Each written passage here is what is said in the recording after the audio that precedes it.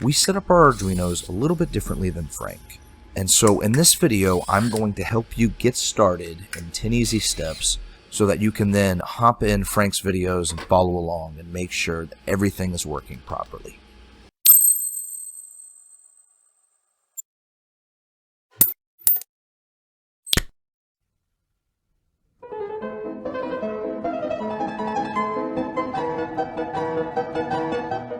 The first thing you need to do is make sure you have all the supplies. And so what supplies do you need? Well, you need some wires. You need a pre-coded Arduino Nano. You're going to need a breadboard. You are going to need your 3D printed motor parts. It should come on a raft like this. Try not to take off the parts until you need those parts. So keep them on the raft that they were printed on until you need those individual parts. You are going to need 2 micro servos, and you are going to need a limit switch. You'll also need a couple of M3 screws towards the end. I'm currently keeping all of my M3 screws at the high school, but you will have those M3 screws in the classroom.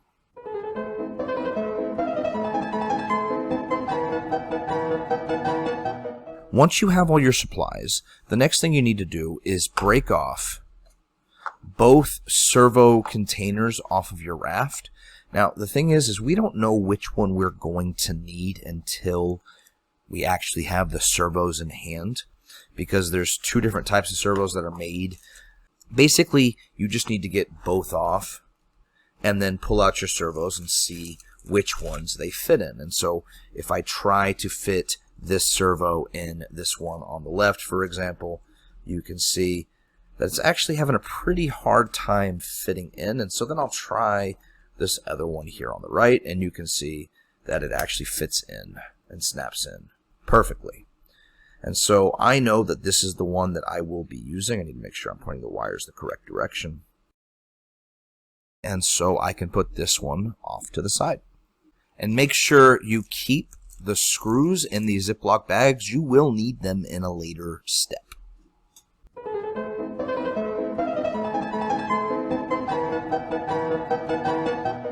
The next thing we need to do is make sure we know which servo is which. And so if I take a look at this, I can see the wires coming out. You can see there's a little groove for them to come back through to go through the back. But which one is which? Well, if you turn it on its right side up so that the servos are pointing downward, you'll notice that it gets taller on one side than on the other side. It's a little bit taller one way versus the other. Get the taller side pointing towards you, and with the taller side pointing towards you, the wire on the left is going to be the servo that goes to pin 10.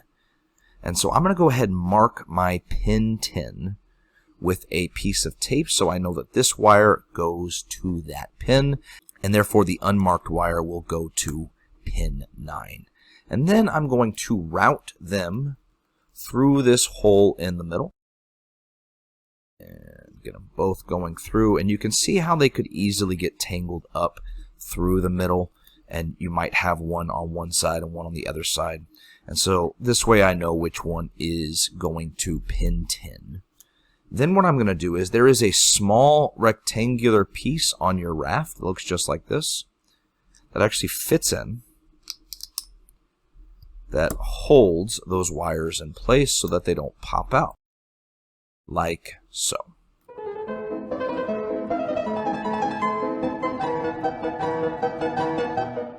Now that we've got the servos in our servo mount, the next thing we need to do is get out our breadboard, and we need to start connecting all of the wires to our Arduino Nano. And so I'll put up a wiring diagram up on the screen for you so you can kind of see how this is all going to go. You should be able to plug in your own breadboard at this point to connect your servos to test this. You can ignore the LEDs for now. We're just going to be plugging in the limit switch and the servos to our Arduino Nano.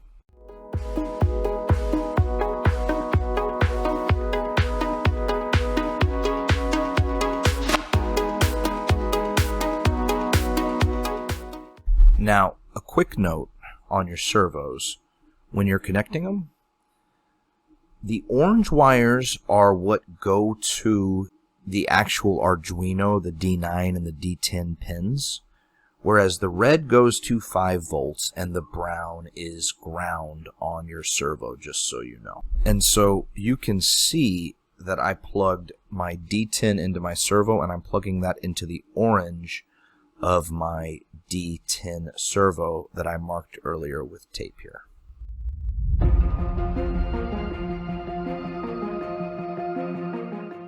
And that should be all connected. Don't try and follow exactly where I plugged everything in on my breadboard. Use the diagram I put up on the screen to help you wire your own, and as long as you follow the rules of breadboarding while you're going, it really shouldn't matter. Just make sure you connect everything to its proper place on your own breadboard.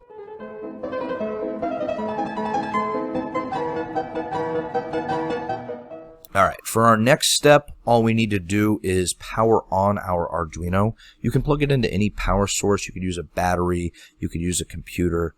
You just need to give it some power. And so all I'm going to do is use a cord that's plugged into my Arduino Nano, and this will simulate my power source, this little battery here. And so that should give this power. And once the Arduino Nano turns on, it should set my servos back to their closed position. Now I can actually test it to make sure it's working by pushing my limit switch, and you should be able to hear, I don't know if y'all can hear it through the microphone, but you should be able to see and hear your servos, both of them spinning the same direction. And then it goes again. If I push the limit switch again, they should both go again. You can see the one on the left is clearly going. It looks like the one on the right, actually let me feel that, isn't going. And so that means I probably plugged something in wrong.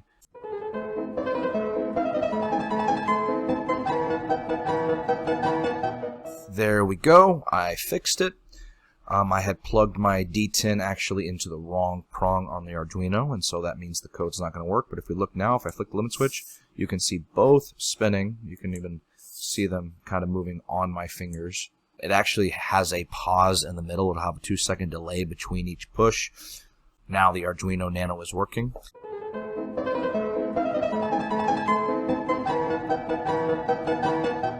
But I do want to make sure it's set to close and not open. So what I'm going to do is I'm going to disconnect the power, and then I'm going to plug it back in. And whenever you plug in your Arduino, it automatically sets the servos to the closed position. That's the way the code is set up. And so that's what I want. So now that I know they're at the closed position after I gave it a second to turn on, I'm going to disconnect it and not spin these at all. They need to stay in this position. If I do accidentally spin one or the other in any way, I will plug it back in and make sure it's back at the correct position before I do the next step.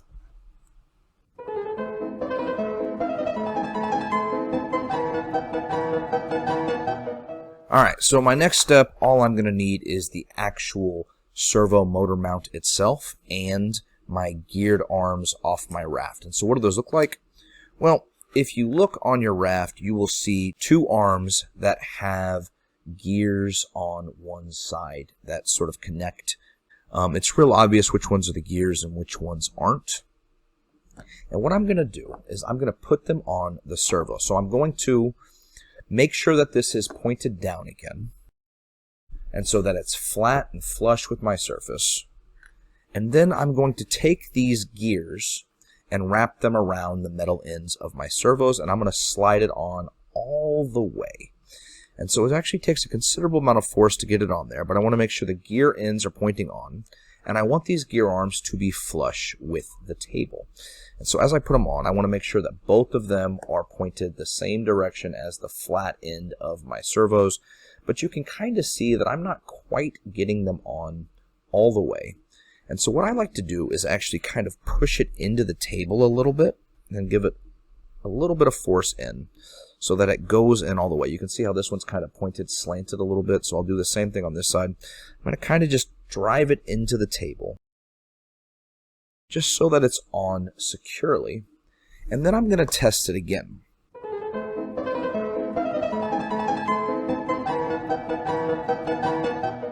And if I did it right, when I push the limit switch, both arms should come up and then back down. Of course, you do have to plug it back in, and so I'm going to go ahead and plug my Arduino Nano back into my power source. You should see a small adjustment, making sure they're both closed. And then I push my switch, and you should see both go up, and I push it again, and you should see both go down. And if there's a slight lag in your two servos, one is going up a little bit faster than the other, that's probably actually because of your breadboard. What we discovered when Frank was here is if we removed the breadboard and just wired everything directly to the Nano, it didn't have that latency problem. If it's really bad, get your teacher and have them take a look at it. If not, you're ready to move on to the next step.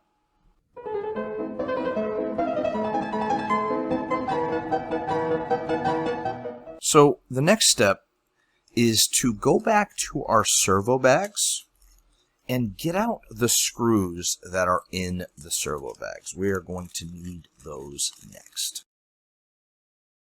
And there's two types of screws in your servo bags. There are sharp screws, and there's going to be a short, flat screw.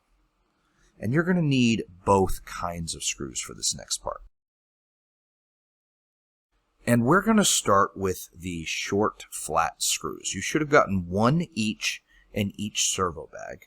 And what we're going to do is we are going to permanently attach these servo arms to the servo. These should be threaded perfectly to fit inside the servos. They should be the exact same size. I believe it's M2.5, but it should be able to fit through the gear arm and go into the servo arm to hold it on securely.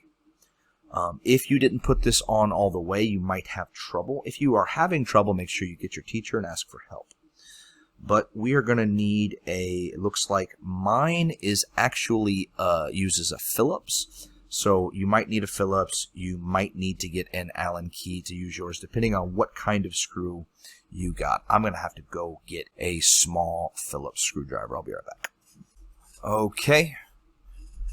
So I got myself a little screwdriver. I guess we didn't include that on the supply list. Whoops. Whoopsie. But we've got ourselves a Phillips screwdriver for my specific case. I'm going to make sure I attach this screw in. And again, it should not be the sharp one. Hopefully you know how to screw things in. You're not stripping these. If you feel like you're twisting the screwdriver and the screw isn't turning, you might ask for help instead of ruining your screws. Just keep that in mind, please. But like I said, it should go in all the way so that it's held securely in the actual servo. Everything should stay attached now, which is what we want.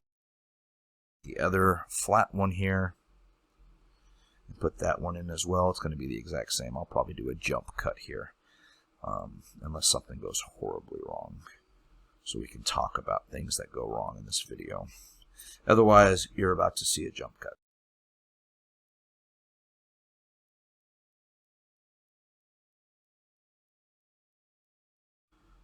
And you can see that mine actually fell off, and so I'm going to go ahead and unscrew, reattach, and then rescrew. And if you're having this problem, make sure you ask your teacher for help. If you're having trouble like this, but we're going to make this one work here specifically just to prove that we can.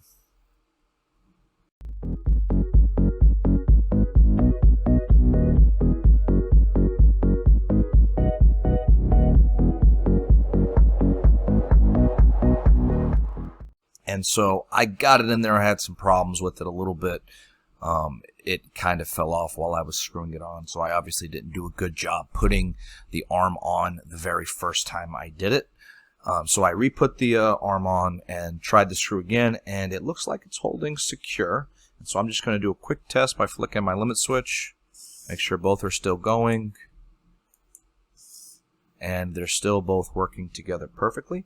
Okay, so that's what you do with the flat screws. Now, what do you do with the sharp screws? Well, if you look at your servos, you will see that there's actually a little clip on both sides, these little ridges that pop off, these extrusions at the top and the bottom of both. In those, there's a place to put screws in to hold these in place so that they don't fall out while they're sitting in here. What we don't want is basically this servo to start popping out like this while we're working. And so that's what these screws are for. So I'm going to start with the ones on the back since it's in the closed position right now. And so what I'll do is I will take one of these sharp screws and put it in the back, and I will then screw it in. And I will do this for all 4 screws. I'll put one here, one on the other end, and then I'll open it and put in the other 2 here and here. The angle is going to be a little funny, and that's okay. Make sure that it's sticking through the servo in some way. And again, make sure you're not stripping while you go. And if you think you are stripping, ask for help.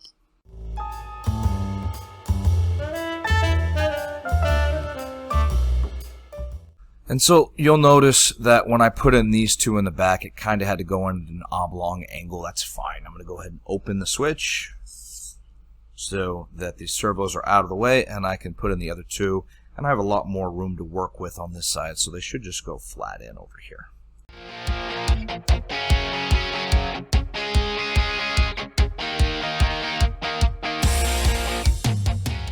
All right. And one more time, test it, make sure it still works. No problem at all. You can see I've got all the screws in now, so everything should be secure.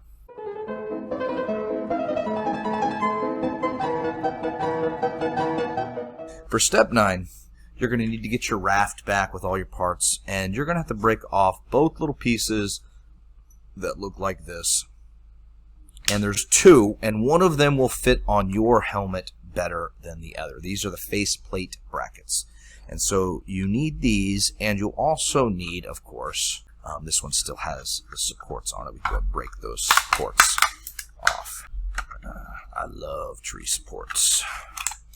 But go ahead and add that to the list of things that we forgot to add to the supply list at the beginning of the video. Whoopsie. Once you have your mask, one of these face brackets will fit your mask better than the other. And so you'll figure out which one better fits your mask. So for me, it is specifically this one here. And so I don't need this one at all. I can keep this with the other servo mount that I also didn't need out of the way and eventually make its way to the trash probably. This is the faceplate bracket that I do need. And so what am I going to do with it? Let me get this stuff out of my way. And let me get my servo system back over here. And I actually left it open from the last step, so let's go ahead and close it. And then we can go ahead and disconnect our power because we don't want it opening and closing. The next thing we need to do is get our M3 screws and attach them through these holes here. You can see there are holes going through our faceplate bracket, and there are also holes going through the other ends of our servo arms. And so what we're going to do is we are going to take some M3 screws, stick them through the first hole, and then through this second hole. Now, your screw will actually be smaller than this hole, so it should go through this hole pretty easy, but it should be a little bit bigger. The threads should end up being a little bit bigger than this hole right here. And so you'll actually have to thread it in as you go. It's going to require a little bit of elbow grease, a little bit of strength as you push it through, but it shouldn't be that hard. Plastic is pretty soft material, and so it should go through pretty easy. You just need a screw that's long enough to go through this and go into this. Now, if it's a little bit too long and it sticks out the other side, that's okay. If it's way too long, that's also okay. The only thing that's not okay is if it's so short that it doesn't actually the threads don't actually dig into this bracket here. Now, unfortunately, I don't have any M3 screws here. And so here's a short clip of a build that I made in the past. You can see the M3 screws inserted on the sides. But like I said, this step should be pretty easy. Unfortunately, I can't actually do this step while I'm making the video. And so I can probably make something up with these 2 Allen wrenches so you can also see it to make sure that it's working properly for me.